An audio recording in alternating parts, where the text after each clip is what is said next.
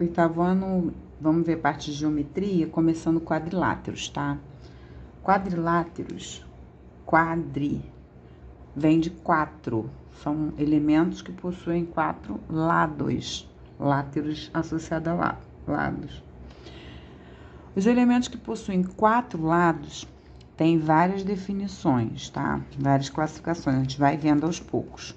Quero que vocês vão acompanhando na apostila. Eu vou fazer só o resuminho, para o vídeo não ficar muito grande, cansativo. E aí a gente vai fazendo os exercícios, tá? Então, vamos recordar o que são os vértices, tá?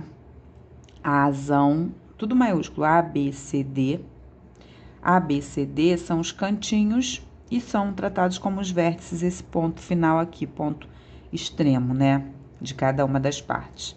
Os ângulos internos são os ângulos associados ao vértice na parte de dentro, tá? E os lados são ligando um ponto ao outro, o A ao B, eu tenho o lado AB, esse lado AB. Ligando o B ao C, eu tenho o lado BC, tá? E aí a gente coloca uma barrinha em cima para associar a uma semi-reta, a um segmento de reta, na verdade, que é o lado. E assim por diante. As diagonais, diagonal é quando eu ligo um lado ao seu, um vértice, na verdade, ao seu vértice oposto. Olha, liguei o A não ao B, que se torna lado. Liguei o A ao C. Assim como eu ligo o B não ao C, mas ao D, que tá lá do lado oposto, tá? Isso é importante porque a gente às vezes confunde lado com diagonal, ou fala errado, mas pensando certo. É bom a gente saber o nome exato para poder interpretar as questões que vêm, né, pela frente. Então, é importante a gente saber o seguinte, tá? O quadrilátero acima apresenta os seguintes pares de lados consecutivos. Consecutivos são seguidos. Olha, AB e AD. O A, ele está vizinho do B, o lado, na verdade, o lado AB é vizinho ou consequente, tá? Consecutivo do AD. O AB com BC, o BC com CD, o CD com AD, tá bom? E aí a gente vai tendo as características importantes. Muito importante conhecer a nomenclatura, tá? No paralelogramo parece um retângulo meio achatado. Essa figura aqui. Os lados opostos são paralelos, tá? Esse lado oposto a esse são paralelos. Nunca vão se encontrar. Esses dois lados também são, tá? Não são diagonais, são lados.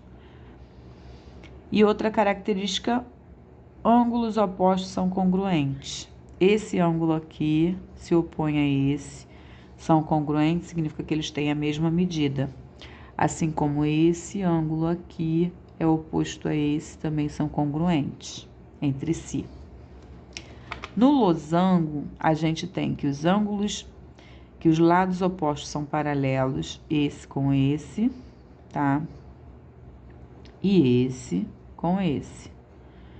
Todos os ângulos são congruentes, todos os lados são congruentes, os quatro lados são do mesmo tamanho, como se fosse um quadrado, também quadrado é assim. E os ângulos opostos são congruentes, igual lá em cima, esse ângulo é congruente a esse, e esse outro ângulo é congruente a esse. No trapézio, ele não tem nenhuma dessas características que estão citadas aqui, tá? Ele é todo diferente. No retângulo, ele possui lados opostos paralelos, ou seja, esse lado é paralelo a esse, nunca se encontram, e esse também é paralelo a esse, tá? Todos os ângulos são congruentes. Todos os ângulos possuem o quê? 90 graus, tá? São cantinhos. Eles são congruentes por isso, porque eles possuem 90 graus.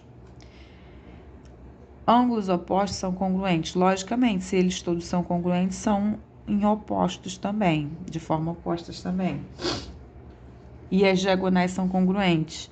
Se eu ligar essa diagonal, traçar essa diagonal aqui, ela vai ser da mesma medida dessa outra aqui, que eu traçar também. E o mais completo de todos é o quadrado. O quadrado, ele tem todas as características aqui. Os lados opostos são paralelos, logicamente. Ele possui os 4 lados de mesma medida. Todos os ângulos também são congruentes, são de 90 graus. As diagonais também são de mesma medida. E os ângulos opostos também são congruentes. Então, é perfeitinho, é excelente quadrado. Mas a gente vai estudar por parte. Então, nós vamos no paralelogramo. Paralelogramo, tá? O retângulo, o losango e o quadrado são paralelogramos que recebem nomes especiais de acordo com as características que apresentam. Isso é interessante. Olha, AB é paralelo, ó, AB é paralelo a CD.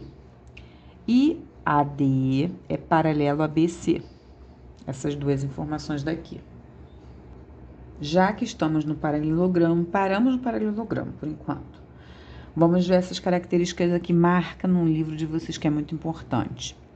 Todo paralelogramo apresenta as seguintes características: lados opostos paralelos e congruentes, ângulos opostos congruentes, ângulos consecutivos suplementares. O que significa ângulos consecutivos suplementares? Que esse ângulo aqui, por exemplo, na figura, ó, esse ângulo aqui e esse ângulo aqui, eles são o quê? Somam 180 graus. Suplemento não é somam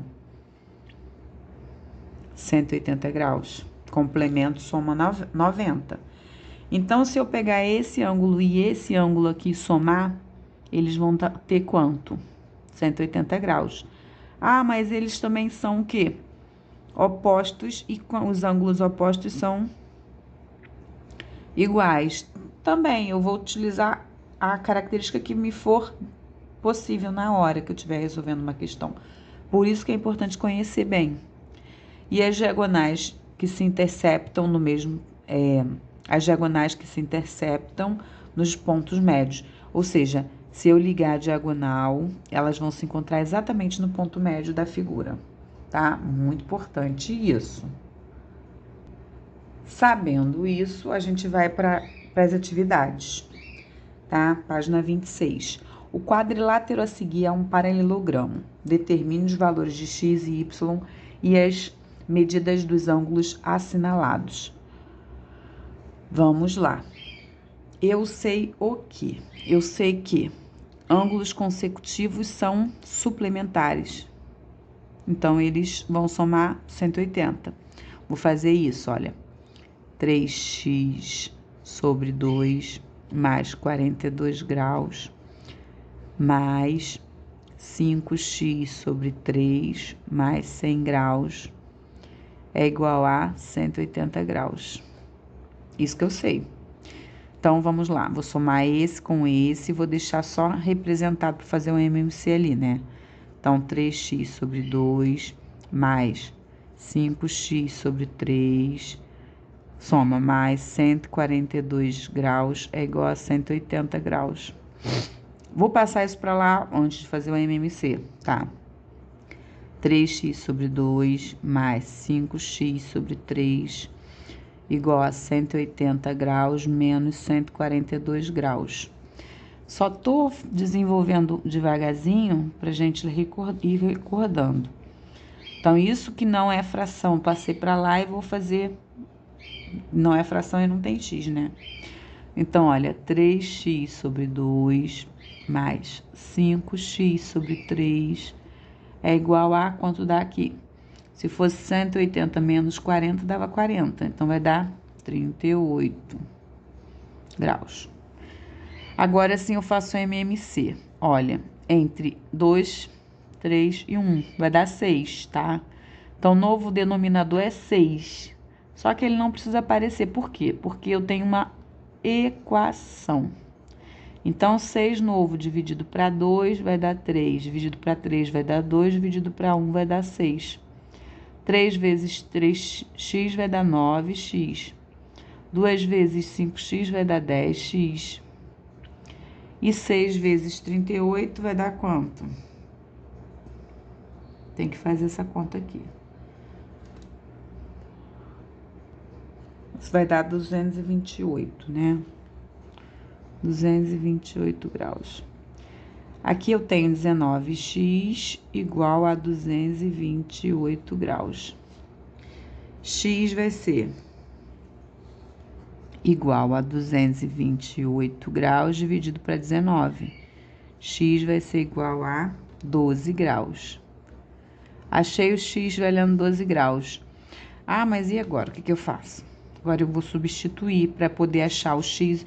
Achei o x, né? Falta o y. O y eu faço o seguinte. Os opostos têm a mesma medida, não tem? Então, eu sei que esse ângulo e esse têm a mesma medida. Como eu sei o valor do x, eu substituo aqui, tá? Então, olha só. Vou fazer 5x, é 5 vezes o 12, porque x vale 12. 5 vezes 12 dá 60. 60 dividido para 3 vai dar 20. 20 mais 100, 120. E o y vale quanto? 120, tá bom? Entenderam o que eu fiz? Vou botar aqui. Eu fiz o seguinte. Y é igual a 5x sobre 3 mais 100 graus. Isso é igual. Só que o x vale 12. Então, y é igual a 5 vezes o 12 graus sobre 3 mais 100.